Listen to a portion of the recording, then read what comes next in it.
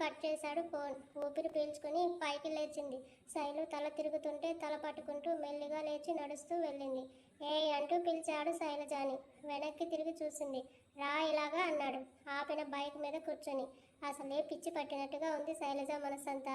పల్లవికి డబ్బులు ఎలా సర్దాలో అని సాయి అలా పిలిచేసరికి కోపం వస్తుంటే ఏదైనా మాట్లాడితే ఏం పనిష్మెంట్ అంటాడో అని నెమ్మదిగా వెళ్ళింది ముందుకు. ఎదురుగా నిల్చున్న శైలజాని చూసి అబద్ధాలు కూడా ఆడతావా నువ్వు అన్నాడు చూపు తిప్పకుండా. ఎవరు ఫోన్లో అన్నాడు. మాట్లాడకుండా నిల్చుంది. అడిగేది నిన్నే, నీకు అనవసరం అన్నట్టు ఒక లుక్ వేసి సైలెంట్గా తల దించేసింది. ఆమె చూపులకు ఐబ్రో రైస్ చేసి చూస్తూ డబ్బులు ఎవరికి అన్నాడు. ఫ్రస్ట్రేషన్ వచ్చేసింది ఆమెకి. ఎవరికైతే నీకెందుకు, అసలు మా ఫ్యామిలీ మ్యాటర్స్ వినడమే తప్పు, మళ్ళీ నన్ను నిలదీస్తున్నట్టు అడుగుతున్నావు, బుద్ధి లేదా కొంచెమైనా అంది కోపంతో చిరాకులో ఉండటంతో. హోల్డ్ యువర్ టంగ్ అన్నాడు కోపంగా. ఆపేసింది మాటని గొంతులోనే అతని సీరియస్ ఫేస్ చూసి. లుక్, నాకు నా పర్సనల్స్ ఎవరికి చెప్పే అలవాటు లేదు. అలాగే ఒకరి పర్సనల్ విషయాలు పట్టించుకునే అవసరం అంతకన్నా లేదు. అలాంటిది నీలాంటి మిడిల్ క్లాస్ వాళ్ళ విషయాలు అసలే వినను. ఎందుకంటే ఎప్పుడు కష్టాలు కన్నీళ్ళు అప్పులు ఆవకాయలంటూ ముక్కులు సీదుతూ ఉంటారు. I hate like that talks అన్నాడు చిరాగ్గా మొహం పెడుతూ. అలాంటప్పుడు ఎందుకు అడిగావు అన్నట్టు చూసింది. బట్ నువ్వు మాట్లాడే మాటలు పక్క రాష్ట్రానికి కూడా వినపడేలా ఉంటే పక్కనే ఉన్న నాకు వినపడవా? వద్దన్నా వినపడ్డాయి.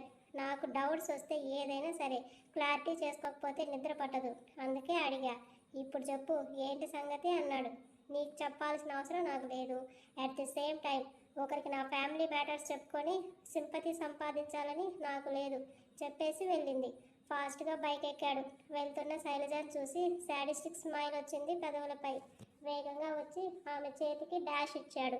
ఊహించని ఆ పరిణామానికి పడిపోతున్న శైలుని ఒక చేత్తో పట్టుకున్నాడు సాయి. కానీ ఆమె ఫోన్ ఎగిరి కింద పడి బండరాయి మీద పడి పగిలిపోయి ముక్కలు అయిపోయింది.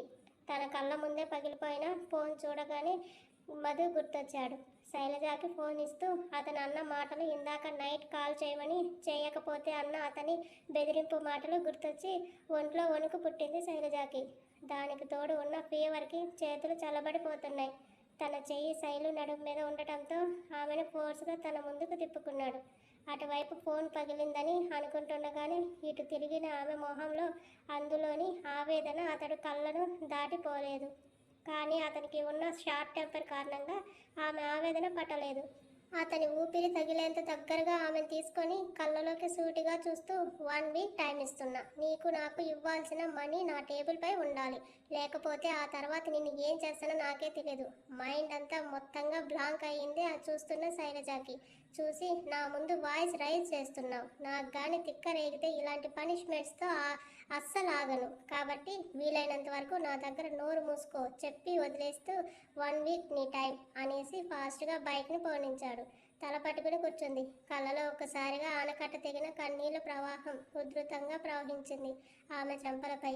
మోకాలలో తల పెట్టుకుంది. ఆగని కన్నీటి ప్రవాహానికి అంతు లేకుండా ఉంటే ఆగకుండా సాగుతున్నాయి ఆమె ఆలోచనలు. చెల్లెలు అడిగిన డబ్బులు, సాయికి ఇవ్వాల్సినది, బుక్స్ కోసం దాచినది, ఇప్పుడు ఫోన్ అని ఒక్కసారిగా గుర్తు రాగానే గిర్రును తిరిగింది తన తల. చుట్టూ వాతావరణం భూచక్రంలా తిరుగుతున్నట్టుగా అనిపిస్తుంటే కళ్ళు తేలేసింది. బరువుగా మారిన శరీరంతో అంతకంటే ఎక్కువ ఉన్న ఆలోచనల భారంతో తల పట్టుకుని కూర్చుంది. కొంతసేపటికి ఏవేవో ఆలోచనలతో డల్లుగా ఫేస్ పెట్టుకుని హాస్టల్కి చేరుకుంది శైలు. ఏమైంది శైలు, ఎందుకు అలా ఉన్నా? ఒంట్లో బాగలేదు కదా? ఆ సాయి కొట్టడం వల్ల అంది. క్యాంటీన్లో సాయి కొట్టడం గుర్తొచ్చి. అవేమీ వినపడటం లేదు శైలుకి.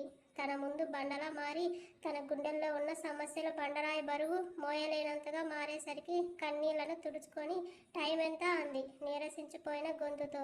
4:30 కావస్తుంది అంది ఫోన్లో చూసి రేష్మ. అంతే, ఓపిక లేకపోయినా కాళ్ళలో సత్తువ రాకపోతున్నా లేచి ఫేస్ వాష్ చేసుకుని ఎక్కడికి శైలు అంది రేష్మ. రెస్టారెంట్కి వెళ్తున్నా, టైం అయ్యింది, నైట్ కలుద్దామని చేతిలో పర్స్ పట్టుకుని బయలుదేరి బయటకు వచ్చింది. ఆటో పట్టుకుని వెళ్ళిపోయింది. ఆమె ఎంత దాయాలనుకున్నా శైలు కళ్ళలో కంగారు, టెన్షన్, భయం స్పష్టంగా కనబడుతుంటే ఏమీ చేయలేక మౌనంగా లోపలికి వెళ్ళింది రేష్మ. రెస్టారెంట్ దగ్గర దిగేసి లోపలికి వచ్చిన శైలు నేరుగా గిరి దగ్గరకు వెళ్ళాలని అనుకుంటూ నడిచింది అటుగా. మనసులో అన్నయ్యకు చెప్పి కొంచెం డబ్బులు అడ్వాన్స్గా అడుగుతాను. నెల నెల శాలరీలో కొంచెం కట్ చేసుకోమని చెప్పి అప్పు తీర్చేస్తాను. ఎలాగైనా హాస్టల్ ఖర్చులు పోను కొంచెం కట్ చేస్తూ ఉంటే అప్పు తీరిపోతుంది కదా. ఇలా ఉన్నాయి తన ఆలోచనలు. కానీ మనం ఒకటి తలిస్తే దైవం మరొకటి తలిచిందని అక్కడికి వెళ్ళాక కానీ తెలియలేదు తనకు. గిరి రూమ్లో లేడు. అతని పక్కన ఉన్న అసిస్టెంట్ని అడిగితే ఏదో పని మీద ఊరికి వెళ్ళాడని చెప్పి శైలు ఆశల మీద నీళ్లు చల్లాడు. కూలబడి కుర్చీలో కూర్చుని గోడకు తలానించి కన్నీళ్లను ఆపే ప్రయత్నంగా తలను నేలకు దించేసిన శైలు ముందు వచ్చి నిలబడ్డాడు నీలకంఠం. తలెత్తి చూసింది అతన్ని. చూడగానే మేనేజర్ నీలకంఠం అని ఉన్న మెడలో ఐడి కార్డు కనబడుతుంటే లేచి నిల్చుంది. అంత అందమైన అమ్మాయిని ఇంతవరకు చూడని అతని కళ్ళలో కామంతో కూడిన వెలుగులు, కోరికతో కూడిన మెరుపులు వచ్చి చేరాయి. మేనేజర్ నీలకంఠం అని ఉన్న ఐడి కార్డు చూసి హోటల్ మేనేజర్ అని అర్థమైన అతనితో మాట్లాడాలంటే భయమేసి మౌనంగా చూస్తూ ఉంది. కానీ ఆమె కళ్ళలో కనబడుతున్న కంగారుని ఇదివరకే తన దగ్గరకు వచ్చే చాలా మంది లేడీస్లో చూసి డబ్బు అవసరమని కనిపెట్టాడు. అయినా ఆమె ముందు ఫస్ట్ మాట్లాడితే తన పవర్ తగ్గినట్టు అవుతుందని హూ ఆర్ యూ అని సీరియస్గా చూస్తూ అడిగాడు. నేను ఇక్కడ పార్ట్ టైం జాబ్ చేస్తున్నాను సార్, రిసెప్షనిస్ట్గా. గిరి అన్న కోసం వచ్చాను సార్ అంది. గిరి తనతో నీకేంటి పని అని అడిగాడు. తనకు డబ్బులు కావాలని, అది అడుగుదామని వచ్చానని అతనితో చెప్పలేక మాట్లాడదామని వచ్చాను సార్ అంది. కానీ అతనికి లీవ్ కావాలని ఊరికి వెళ్ళాలని చెప్పి మరీ వెళ్ళిపోయాడు. నీకు తెలియదా అన్నాడు ఆమె తినేసేలా చూస్తూ. అతని చూపులు గమనించే స్థితిలో లేదు. తన మైండ్ అంతా ఇప్పుడు తనకు అర్జెంటుగా కావాల్సిన మనీ మీదనే ఉంది. శైలు ఆలోచనలు పసిగట్టిన అతను ఆమెను ఎలా తన వైపుకు తిప్పుకోవాలని ఆలోచిస్తూ పర్వాలేదులే చెప్పు, ఏదైనా ఇంపార్టెంట్ లేక ఎమర్జెన్సీనా అని అడిగాడు నార్మల్ వాయిస్లోకి మారుతూ. కళ్ళలో మెరుపు వచ్చింది ఆమెకి. అది పట్టేశాడు అతను. తను డెఫినెట్గా డబ్బు అవసరం పడే వచ్చిందని అర్థమై మీ పేరు అన్నాడు సౌమ్యం నటిస్తూ. శైలజ సార్ అంది. అతను అంత నెమ్మదిగా మాట్లాడుతుంటే నమ్మకం కుదిరి ఓహో ఓకే చెప్పండి, ఏంటి, ఏమైనా సమస్యనా, డబ్బులు ఏమైనా కావాలా అని అంటుంటే ఆశ్చర్యంతో షాక్ అయి చూసింది. ఎందుకు అంత షాక్ అయ్యావు అని అంటుండగానే సార్ అంటూ వచ్చాడు పనిచేసి అక్కడ సర్వర్ హెడ్ ఒకరు. 1 సెకండ్ అని శైలుకి చెప్పి ఏంటి అన్నాడు. ఇదిగోండి సార్, మీ దగ్గర నేను అప్పుగా తీసుకున్న డబ్బులు అంటూ ఒక పేపర్తో పాటు అతను తీసుకున్న డబ్బులు కూడా ఇచ్చి అతనికి థ్యాంక్స్ చెప్పి వెళ్ళాడు. మేనేజర్ అకౌంటెంట్ని పిలిచాడు. అతను రాగానే ఇదిగో ఈ డబ్బులు మన దగ్గర అప్పు తీసుకున్న సర్వర్ తిరిగి ఇచ్చేశాడు. అతన్ని బాండ్ పేపర్ చించేసి మనీ అకౌంట్లో రాసి పెట్టు అంటూ అతని చేతిలో డబ్బులు పెట్టి శైలజ వైపు తిరుగుతాడు నీలకంఠం. ఇప్పుడు మీకు డబ్బులు అవసరం, అది అడుగుదామని గిరి దగ్గరకు వచ్చారు. అతను లేడని తెలిసి డల్గా కూర్చున్నారు. అంతే కదా అన్నాడు. అన్నీ తెలిసినవాడు ఆడవారి అవసరాలను అవకాశంగా తీసుకొని వారిని లొంగ తీసుకోవడంలో ఆరితేరిన నీలకంఠం. తను ఎందుకోసం వచ్చిందో అతని నోటి వెంట వినేసరికి నమ్మలేనట్టుగా చూస్తుంది శైలజ. హలో అంటూ చిటికేసేసరికి అవును సార్ అంది. అయితే నా గెస్ కరెక్టేనమాట. నీ శాలరీ ఎంత ఇక్కడ? చదువుకున్నావా లేక చదువుతున్నావా, ఏం చేస్తుంటావు అన్నాడు ఆమె చెప్తే వినాలని. బీటెక్ ఫస్ట్ ఇయర్ సార్, ఇక్కడ పార్ట్ టైంగా వర్క్ కోసం వచ్చాను. కానీ కొంచెం అర్జెంటుగా మనీ అవసరం అయ్యింది, అది అడుగుదామనే వచ్చాను అంది. ఏంటి అంత అర్జెంట్, ఏమైనా హెల్త్ ఇష్యూస్నా అన్నాడు. ఆమె తనతో మాట్లాడుతుంటే ఇంకా ఎక్కువసేపు ఆమె అందాలను చూసే అవకాశం దొరుకుతుంది అని. అది పర్సనల్, సారీ సార్ చెప్పలేను అంది నిర్మోహమాటంగా. అతను ఆమెను తక్కువగా అంచనా వేశానని అర్థమైంది. ఎందుకంటే డబ్బులు అడిగేవారు ముందు వాళ్ళ సమస్యల లిస్టు చెప్పి తర్వాత డబ్బులు అడుగుతారు. అది తన దగ్గర ఉన్న ప్రతి ఒక్కరూ చేశారు కూడా. అదే అవకాశంగా చాలాసార్లు మార్చుకున్న అతను వారిని మాటలతో లోబర్చుకుంటూ వాళ్ళు లొంగుతున్నారని అనిపించగానే చేతలు చూపించి వారిని సొంతం చేసుకునేవాడు. కానీ శైలు సంథింగ్ స్పెషల్ అని అర్థమైంది. అలాగే ఆమె అందరిలా కాదని తెలిసి తనతో జాగ్రత్తగా డీల్ చేయాలని ఆలోచించాడు. ఓహో, నీకు చెప్పడం ఇష్టం లేకపోతే చెప్పకండి. ఇంతకీ ఎంత మనీ కావాలి అని అడిగాడు. ఒక 30,000 కావాలి సార్ అంది. వాట్, అంత మనీనా అంటూ సీరియస్ అయినట్టు అరిచాడు.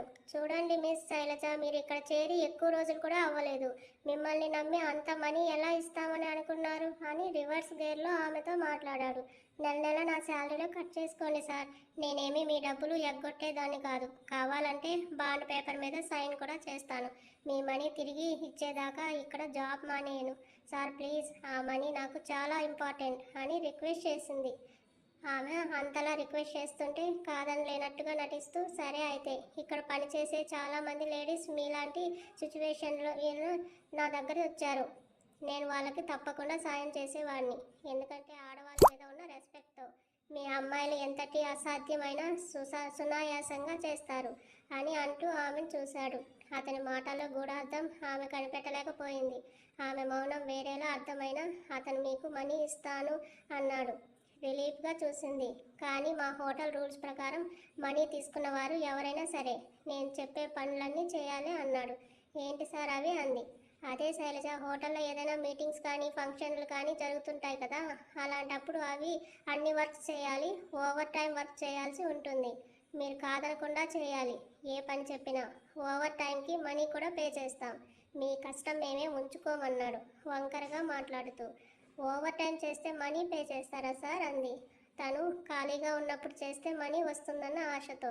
అవును శైలజ, ఓవర్ టైం కష్టపడితే మీకు మనీ వస్తుంది. అలాగే మీ వర్క్ నచ్చితే శాలరీ కూడా పెంచుతామన్నాడు. నిజంగానా సార్? అలాగైతే సండే సండే వచ్చి నేను ఓవర్ టైం వర్క్ చేయొచ్చా అంది. తనకు మనీ వస్తుందంటే అది ఎంత కష్టమైనా సరే చేయాలని అనుకుంటూ. అవును, నీకు ఎలాగో సండే హాలిడే కదా, వచ్చేసేయ్ అన్నాడు లోపల నవ్వుతూ. అలాగే సార్ అంది, తన ప్రాబ్లమ్స్ ఎలాగైనా సరే త్వరగా తీరుతాయని. ఓకే మిస్ శైలజ, మన అకౌంటెంట్తో చెప్తాను. మీకు కావాల్సిన మనీ తీసుకుని బాండ్ పేపర్ మీద సైన్ చేసి వెళ్ళండి. అండ్ దీనికి ఎలాంటి ఇంట్రెస్ట్ తీసుకో. ఎందుకంటే మన హోటల్ స్టాఫ్కి ఇది స్పెషల్. అందులోనూ నీలాగా సొంత కాళ్ళ మీద నిలబడి పనిచేసేవారంటే నాకు చాలా ఇష్టం అనేసి వెళ్ళిపోయాడు. శైలజ ఒక్క నిమిషం ఆలోచించింది, ఇది కరెక్టేనా అని. కానీ తన ముందు ఉన్న సమస్యలే పెద్దవిగా కనబడేసరికి ఇంకేం ఆలోచించకుండా నేరుగా వెళ్ళి డబ్బులు తీసుకుని బాండ్ పేపర్ చదివి సంతకం పెట్టింది. అరగంట తర్వాత వచ్చిన నీలకంఠం ఆ బాండ్ పేపర్ తీసుకుని తన రూమ్కి వచ్చి దానిలో ఉన్న ఆమె సంతకాన్ని ఫోర్జరీ చేసి ఇంకో బాండ్ పేపర్ రెడీ చేసి తనకు నచ్చిన విధంగా మార్చి తన దగ్గర పెట్టుకుని, ఈ హోటల్లో ఇంకో అందమైన అరుదైన అమ్మాయి అందం త్వరలోనే నా సొంతం కాబోతుంది అని. కానీ ఏ మాట కా మాట అందంతో పిచ్చెక్కిచ్చేశావే అంటూ రాక్షసంగా నవ్వుకుంటూ ఆ పేపర్ని తన డ్రాలో దాచుకున్నాడు. తర్వాత 3 రోజులకు వీకెండ్ అని కాలేజ్కి హాలిడే రావడంతో ఓవర్ టైం వర్క్ చేసింది శైలు. కానీ నీలకంఠం జాగ్రత్తగా డీల్ చేయాలనుకున్నాడు కాబట్టి ఆమె ఏమీ అస్సలు పట్టించుకోకుండా దూరం నుంచి చూస్తూ ఉన్నాడు ఆమెని. తనను రిసెప్షనిస్ట్ నుండి సర్వర్గా చేంజ్ చేశాడు. ఇక తప్పదన్నట్టుగా తను చేస్తుంది. ఆ రోజు సాయంత్రం యథావిధిగా వర్క్లో ఉంది శైలు. సండే కావడంతో ఫుల్ క్రౌడ్గా ఉంది రెస్టారెంట్ అంతా. వర్కింగ్ సెక్షన్లో అంతకు నెల ముందు చేరిన అమ్మాయి ఒకరు శైలుతో కలిసి పని చేస్తుంటే కాస్త పరిచయం అయ్యింది. వారిద్దరికి ఏంటి అలా ఉన్నావని ఆ అమ్మాయిని అడిగింది శైలజ.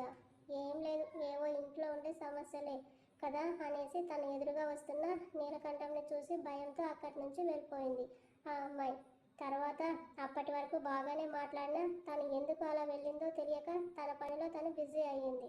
రాత్రి 8:30 ఇక్కడ తన వర్క్ టైం అయిపోతుంది. వర్కర్స్కి స్పెషల్గా ఉండే రూమ్ దగ్గరకు వస్తున్న శైలజకి ఎవరివో ఏడుపులు వినిపించాయి. ఏంటి, ఎవరు ఏడుస్తున్నారా అని అనుకుంటూ ఏడుపు వినబడుతున్న వైపు వెళ్ళింది. అది ఒక స్టోర్ రూమ్ కావడంతో ఎవరూ లేరక్కడ. అందుకే అంత స్పష్టంగా ఏడుపులు వినబడుతుంటే నెమ్మదిగా అటువైపు వెళ్ళింది శైలు. ప్లీజ్ సార్, నేను అలాంటి అమ్మాయిని కాదు. నాకు డబ్బులు అవసరమయ్యే తీసుకున్నాను. కానీ ఇలాంటి తప్పుడు పని చేయడానికి కాదు. కన్నీళ్లతో వేడుకుంటున్న ఆ అమ్మాయి మాటలు విని టక్కున ఆగిపోయింది శైలజ. అది తనతో మాట్లాడిన అమ్మాయి వాయిస్ అని అప్పటికే అర్థమైంది ఆమెకి. కానీ ఎందుకు తను అలా ఏడుస్తుందో తెలియక చిన్నగా అక్కడికి వెళ్ళి ఓరగా తెరిచి ఉన్న డోర్ దగ్గర నిలబడి చూసింది లోపలికి. షాక్ అయిపోయింది. నీలకంఠం ఉన్నాడు అక్కడ, అది కూడా షర్ట్ లేకుండా ఓన్లీ ప్యాంట్తో. తన ముందు నిలబడి భయంతో ఉన్న ఆ అమ్మాయిని చేతులతో తడుముతూ కోరికతో రగిలిపోతున్న అతన్ని చూసి భయమేసింది శైలజకి. నోటి మీద చేతులు పెట్టుకుంది, తనకే తెలియకుండా అరవబోతూ. చూడు, నీకు డబ్బులు అవసరమైతే నా దగ్గరికి వచ్చి అడిగావు. నేను పెద్ద మనసుతో అర్థం చేసుకుని నీ కష్టాన్ని గుర్తించి నీకు సహాయం చేస్తే నువ్వు మర్చిపోతావా అంటూ ఆమె నడుము దగ్గర డ్రెస్ చెరిపేసి చేతులతో తడుముతూ నొక్కుతూ అంటాడు. నేను తీసుకున్న డబ్బులు ఇచ్చేశాను కదా సార్ అంది ఆ అమ్మాయి ఏడుస్తూ.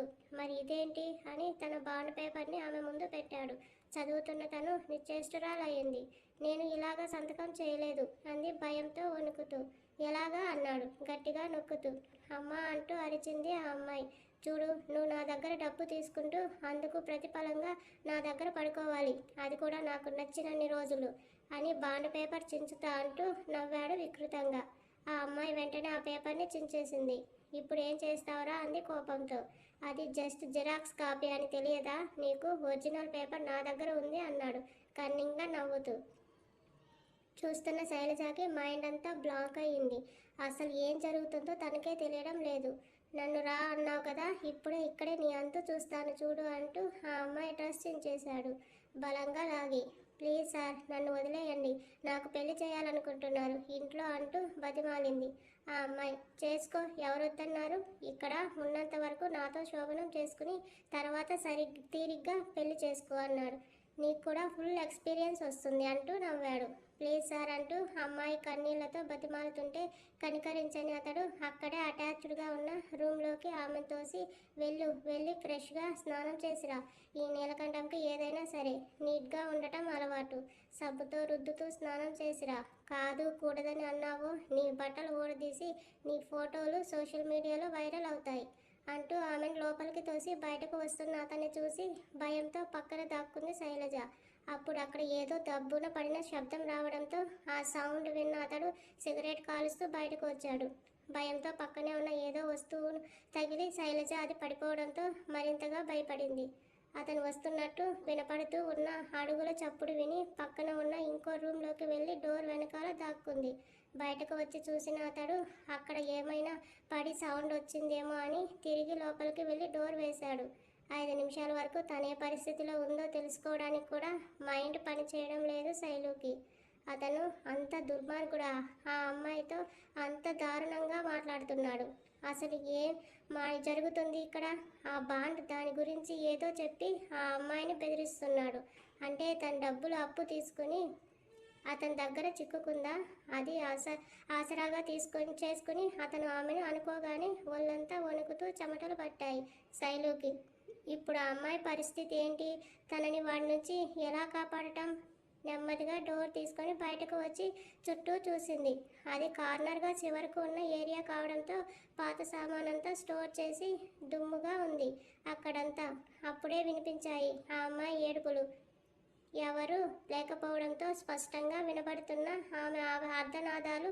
ప్లీజ్ సార్, వదిలేయండి, నన్ను మీ కాళ్ళు పట్టుకుంటాను అంటూ ఏడుస్తూ అర్థిస్తుంది. తను వికృతమైన నవ్వుతో, ఏంటే ఏదో చిన్నపిల్లలా ఏడుస్తున్నావు? రేపో మాపో పెళ్లి చేసుకున్నాక మొగుడితో చేసే పని కూడా ఇదే కదా, మరి అప్పుడు వాడిని కూడా ఇలా బతిమాలుతావా?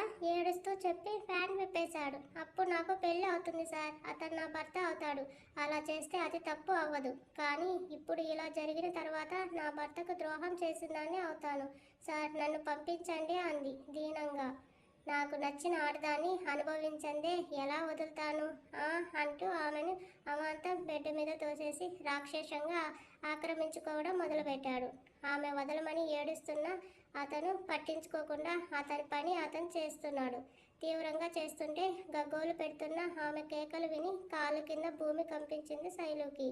ఎంతలా అరుస్తుందంటే ఎవరైనా కత్తిపోటుని అనుభవిస్తూ భరిస్తున్నంత బిగ్గరగా గట్టిగా ఏడుస్తుంది. ఆ అరుపులకు ఫాస్ట్గా డోర్ దగ్గరకు వెళ్తున్న శైలు డోర్ కొట్టబోతూ ఎత్తిన చేతిని అక్కడే ఆపేసింది. ఒకవేళ ఆమెని అక్కడ చూస్తే రేపు ఆ అమ్మాయి ప్లేస్లో తనే ఉంటే అనుకోగానే గుండెల్లో దడ పుట్టింది తనకి. అమ్మ అంటూ ఆమె పెట్టే కేకలకు నిలబడలేకపోతుంది. శైలు చేతులు కాళ్ళు వణుకుతుంటే ధైర్యం చేసి దబదబా 4 సార్లు డోర్ గట్టిగా బాధేసి వెంటనే పక్కన ఉన్న స్టెప్స్ దిగి కిందకు పరిగెత్తింది. నిమిషం పాటు ఆమె అరుపులు ఆగి మళ్ళీ లోపల వినపడటంతో సీసీ కెమెరాలో తను చిక్కుంది అని తెలియని శైలు తను ఎంత పిచ్చి పని చేసిందో వినడానికి అక్కడ లేదు. కిందకు ఫాస్ట్గా పరిగెత్తి వచ్చి నేరుగా రోడ్డు మీదకు వచ్చేసింది. టెన్షన్తో ఒళ్ళంతా చెమటలు పట్టేసి ఆయాసంతో రోపుతూ చుట్టూ చూసింది. ఎవరి పనుల్లో వారున్నారు. వెనక్కి తిరిగి ఒక్కసారి ఆ హోటల్ వైపు, ఆ ఫ్లోర్ వైపు చూసిన తనకు బయటకు కనబడుతున్న గొప్పతనం, అందం లోపల లేదని తెలిసి అక్కడ ఉండటానికి కూడా మనసు ఒప్పుకోక నడిచింది చిన్నగా. ఆ అమ్మాయి పరిస్థితి తలుచుకుని బాధపడటం తప్ప ఏమీ చేయలేని తన నిస్సహాయతకు కళ్ళల్లో నీళ్లతో పక్కనే ఉన్న బస్ స్టాప్ దగ్గరకు వచ్చి నిలబడింది. కాళ్ళు పీకుతుంటే పక్కన బెంచ్ పై కూర్చొని మోకాళ్ళలో తల పెట్టుకుని మౌనంగా రోధిస్తుంది. 10 నిమిషాలుగా అలా ఏడుస్తున్న తనకు ఎవరో తన దగ్గరకు వచ్చిన అనుభూతి కలిగి మెల్లిగా తలెత్తి చూసింది. ఎదురుగా 6 అడుగుల ఆకారంతో హ్యాండ్స్ ఫోల్డ్ చేసుకుని తనని సీరియస్గా చూస్తున్న సాయి కనబడడంతో లేచి నిలబడింది అప్రయత్నంగా. ఇద్దరి మధ్య మౌనం. ఏడుస్తున్న ఆమెను చూస్తూ, ఇప్పుడు టైం ఎంతో తెలుసా అన్నాడు గంభీరమైన స్వరంతో. లేదు అంది తల ఊపుతూ, తనకే తెలియకుండా. అతని ప్రశ్నలకు సమాధానంగా. ఏమైంది అన్నాడు వెన్నెల వెలుగులో కూడా ఆమె చెంపలపై కనబడుతున్న కన్నీళ్ల చారికలను చూస్తూ. ఏం చెప్తుంది, మీ మగాళ్ళంతా ఇలాంటి వాళ్ళనా? అలా చెప్పిన మరుక్షణం అతను ఇంకో నీలకంఠంగా మారితే అనుకోగానే జలధరించింది తన ఒళ్ళంతా. ఇంకా అక్కడ ఉండబుద్ధి కాక అతన్ని దాటి ఒక అడుగు ముందుకు వేస్తుంటే వెళ్తున్న ఆమె చేయి పట్టుకున్నాడు. కోపంగా చూస్తున్న ఆమె చూపులు పట్టించుకోకొని అతను ముందుకు వచ్చి లాక్కెళ్తున్నాడు చేతిని. వదులు అంది అరుస్తూ. చురుగ్గా చూశాడు వెనక్కి తిరిగి నడుస్తూనే. అతని చూపుల వేడికి బిక్కమొహం పెట్టింది. కొంచెం దూరంగా ఉన్న తన కారు దగ్గరకు తీసుకొచ్చి విసురుగా లాగాడు ముందుకు. బ్యాలెట్ మీద పడుతూ చేతులతో అడ్డం పెట్టుకుంది తనకు గుద్దుకోకుండా. ఈ టైంలో ఒంటరిగా ఏం చేస్తున్నావు అక్కడ? ఎవరి కోసమైనా వెయిట్ చేస్తున్నావా నువ్వు? నొసలు చిట్లిస్తూ అడుగుతున్న సాయిని కోపంగా చూసింది. అతని అంతరాత్మ శాంతించిందనడానికి గుర్తుగా కనుబొమ్మలు విడిపడ్డాయి. చూడటం కాదు, ఆన్సర్ చేయి అరిచాడు. ఎందుకు చేయాలి? బ్యానర్ పక్కన నిలబడుతూ అంది. Don't raise your voice in front of me. Base వాయిస్తో అంటుంటే డోంట్ క్వశ్చనింగ్ మీ అంతే సీరియస్గా చెప్పి బస్ స్టాప్ దగ్గరకు వెళ్తుంటే ఫోర్స్గా తన చేతిని లాగి కారులోకి విసిరేస్తూ డోర్ లాక్ చేసి డ్రైవింగ్ సీట్లోకి వచ్చి కార్ స్టార్ట్ చేశాడు సాయి. ఏం చేస్తున్నావు? డోర్ తీ అరుస్తూ డోర్ని గట్టిగా కొడుతున్న ఆమెను పట్టించుకోకుండా కార్ని ఫాస్ట్గా సిటీకి దూరంగా తీసుకెళ్తుంటే ఎక్కడికి తీసుకెళ్తున్నావు అంది బెదిరి చూపులతో. ఎంతకీ తనకు హోటళ్లలో ఆ అమ్మాయి అర్ధనాదాలు వినిపిస్తుంటే పిచ్చి పడుతుంది మనసంతా. సాయి స్టాప్ ద కార్ గట్టిగా అరుస్తూ ఆ అరుపులు తనే వినలేనట్టుగా చెవులు 2 చేతులతో మూసుకుంది. ఫస్ట్ టైం తనని ఒక అమ్మాయి పేరు పెట్టి పిలవడం. అప్పటికే సిటీ దాటడంతో రోడ్డు దాటి లోన్లీగా ఉన్న ఏరియాలో ఒక పక్కన కార్ ఆపాడు. ప్లీజ్ స్టాప్ ద కార్ అంటూ ఏడుస్తూ ఇంకా గట్టిగా అరుస్తుంది. ఏయ్ జస్ట్ స్టాప్ ద నాన్సెన్స్ అరిచాడు చిరాగ్గా. అంతే, అప్పటి వరకు అరిచి గోల చేసిందంతా కార్ ఆగిందని తెలిసి మెల్లగా కళ్ళు తెరిచి చూసింది. చుట్టూ చీకటి, పైన పండు వెన్నెలు తప్ప ఇంకెవ్వరూ లేరు అక్కడ. చుట్టూ చూసింది, ఒక పురుగు కూడా లేదు ఆ దరిదాపుల్లో. చుట్టూ చూస్తూ తన పక్కనే ఉన్న సాయిని చూసింది. అదే సీరియస్ ఫేస్తో చూస్తుంటే ఇక్కడికి ఎందుకు తీసుకొచ్చావు? వెళ్ళాలి నేను. హాస్టల్ వార్డెన్ టైం దాటాక వస్తే తిడుతుంది. హలో చేయదు లోపలికి, ప్లీజ్ నన్ను తీసుకెళ్ళి అక్కడే వదిలేయి అంది టెన్షన్తో. ఎందుకు ఏడుస్తూ కూర్చున్నావు? తన వైపు తిరిగి ముందుకు వచ్చి అడుగుతున్న అతన్ని చూసి చూడనట్లుగా ఫేస్ విండో సైడ్ తిప్పేస్తుంది. మళ్ళీ మళ్ళీ అడిగే అలవాటు లేదు నాకు. Just answer my question. Shirt buttons 2 తీసేసి స్లీవ్స్ మడిచి ఏసీ టెంపరేచర్ పెంచుతూ అడిగాడు. ఎందుకు నన్ను సతాయిస్తున్నావు? ఇటు తిరిగిన తనకు అంగుళం దూరంలో ఉన్న అతన్ని చూసి గుట్కలు మింగుతూ గుడ్లు పెద్దవి చేసుకుని చూస్తుంది. స్మోక్ చేస్తున్న తనని చూసి ఇరిటేటింగ్ వచ్చేసింది తనకి. యూ స్టూపిడ్, బుద్ధి లేదా నీకు? ఏం చేస్తున్నావు? నాకు స్మోక్ స్మెల్ పడదు. ముందు దాన్ని బయట పడేస్తావా లేదా? దగ్గుతూ ముక్కు మూసుకుంటూ కోపంగా అంటుంది. పప్ మీద పప్ పీలుస్తూ పొగని ఆ ఫేస్ మీద బ్లో చేశాడు. చిరెత్తుకొచ్చింది తనకి. పెదవుల మధ్య ఉన్న సిగరెట్ని తీసి కింద పడేసింది. చెప్పుతో క్రష్ చేసి కొంచెం కూడా అంటున్న తన తలని పట్టుకొని మెడ వెనకగా చేతిని పోనించి దగ్గరకు లాక్కొని ఆమె లిప్స్ని తన లిప్స్తో క్లోజ్ చేశాడు. స్మోక్ పోగా ఆల్మోస్ట్ ఆమె గొంతులోకి చేరిపోతుంటే అతని షోల్డర్ మీద గట్టిగా కొడుతుంది. ఆమె చేతులను తన చేతులతో పట్టుకొని ఇంకో చేత్తో మరింత దగ్గరగా తన పై దాకా లాక్కొని సాఫ్ట్ కిస్ని హార్డ్గా మార్చాడు. అతని ఉక్కు చేతుల్లో తన చేతులు ఉంటే నడుమును చుట్టుకున్న అతని చెయ్యి పట్టు బిగుస్తుంది కొంచెం కొంచెంగా. కళ్ళు గట్టిగా మూసిన తను తెరిచింది నిండా నీళ్లతో. ఆమెనే సీరియస్గా చూస్తున్న అతని షార్ప్ ఐస్కి తన ఐస్ డైరెక్ట్ కాంటాక్ట్ అవుతుంటే ఆ చూపులు దాటికి నిలవలేక వాల్చేసింది రెప్పలను. గొంతులో మంటతో పాటు పెదవులపై పంటి గుర్తులు తేలుతుంటే గుంజుకుంటుంది అతని నుంచి. 10 నిమిషాల డీప్ కిస్ తర్వాత ఆమెను వదిలిన అతని చంప మీద కొట్టింది శైలు. అతని షర్ట్ కాలర్ని గట్టిగా పట్టుకుని, ఏమనుకుంటున్నావురా నీ గురించి నువ్వు? ఎందుకు నన్ను ఇలా టార్చర్ చేస్తున్నావు? అసలు ఎవరు నువ్వు? ఏంటి నీకు నాకు మధ్య సంబంధం? నన్ను తాకే రైట్, కిస్ చేసే రైట్స్ ఎవరిచ్చారు నీకు? ఎందుకు నన్ను ఇంతలా బాధ పెడుతున్నావు? గుండెల్లో గూడు కట్టుకున్న బాధనంతా కళ్ళలో కారుతున్న కన్నీళ్లతో ఆవేదనతో ఆవేశంగా అరుస్తూ అడుగుతుంది Shailu. You are mine, always mine. You are my property. That's why సూటిగా చెప్పి షాక్లో ఉన్న ఆమె తేరుకునే లోపే మళ్ళీ ఆమె అదరాలను ముడేశాడు గాఢంగా. ఆమెను కదలనివ్వకుండా చుట్టూ బంధించి ముద్దును ఆపకుండా చెంపలపై చేరిన కన్నీళ్లను బొటన వేలుతో తుడుస్తూ చూస్తాడు. మూసిన కళ్ళ నుంచి ధారగా కారుతున్న కన్నీళ్లను చూసి పెదవులు వదిలాడు. కళ్ళు తెరవకుండా జలజల రాలుతున్న వాటిని చూసి I hate tears, just stop that water చిరాగ్గా చెప్తుంటే కన్నీళ్లు తుడుచుకుంటూ అతనిని దూరంగా విసురుగా నెట్టేసి విండోకి ఆనుకుని ఆపిన కన్నీళ్లకు విముక్తినిచ్చింది. ఓపెన్ ద డోర్ లో గొంతుతో అంది. చెయ్యను, విండో గ్లాస్ మాత్రమే దించుతా అన్నాడు. చల్లని గాలి ఒక్కసారిగా తగిలింది ముఖానికి. తెలియకుండానే కళ్ళు మూసుకుంది.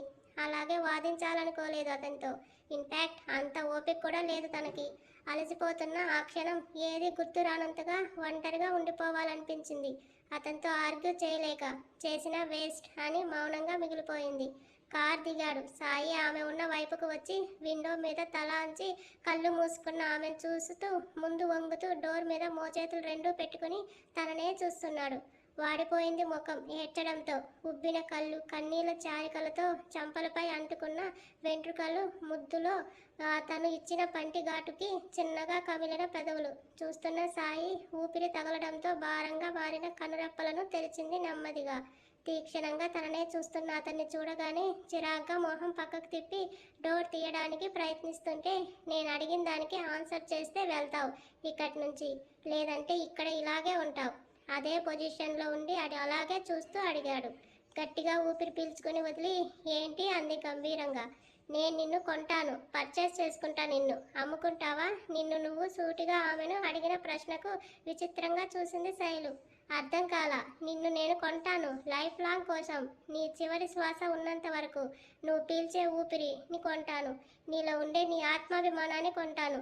ఎంత డబ్బు కావాలో చెప్పు, పడేస్తా పొగరుగా అంటున్న అతన్ని చూసి పిచ్చా నీకేమైనా విసుగ్గా అరిచింది. నిన్ను కొనడానికి పిచ్చుండాలా? డబ్బు ఉందిగా చాలు కేర్లెస్గా చెప్తాడు. అనుమానం లేదు, డెఫినెట్లీ నీకు పిచ్చే, కాకపోతే ముదిరిపోయింది బాగా. ఎంత డబ్బు కావాలి నీకు నిన్ను అమ్ముకోవడానికి అడిగాడు మళ్ళీ. ఆమె కళ్ళు ఎర్రగా మారే అతని మాటలు.